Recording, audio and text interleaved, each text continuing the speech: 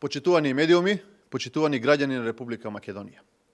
100 дена влада на СДСМ, 100 маки за земјоделците.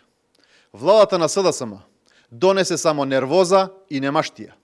Изневерени и излажани се тутунарите, лозарите, градинарите, сточарите, излажани се сите земјоделци во Република Македонија. Од ветените инвестиции во земјоделството нема ништо.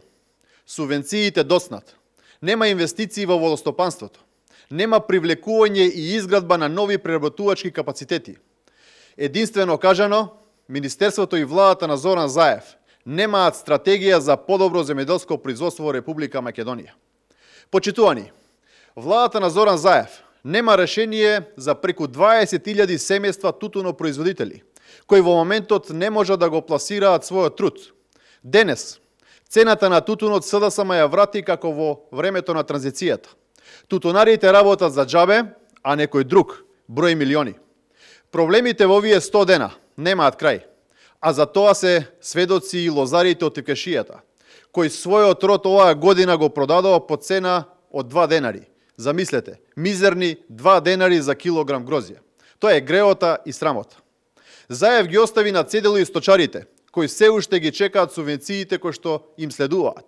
Со истата мака се соочуваат и оризарите од Кочанско, кои што оваа година, покрај неисплатените субвенции, не можат да го продадат ниту родот свој.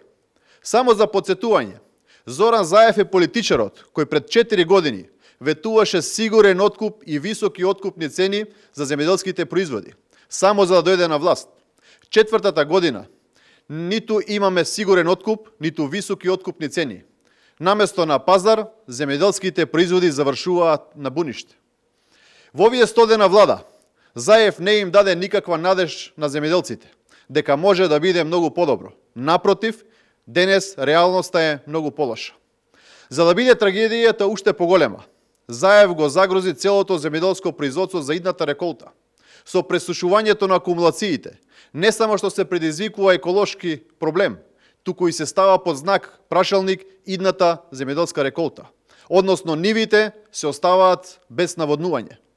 Акумулациите се речиси на биолошкиот минимум и виновникот за тоа има име и презиме, а тоа е Зоран Заев, кој поради желбата за профит ги испразни езерата и акумулациите. Покрај вештачките акумулации, на рап на опстанок е и Преспанското езеро, езеро кое што ни е заштитено со закон. Исто така, нивото на Охридското езеро е на 2 см под биолошкиот минимум, со што е загрозен целокупниот биодиверзитет.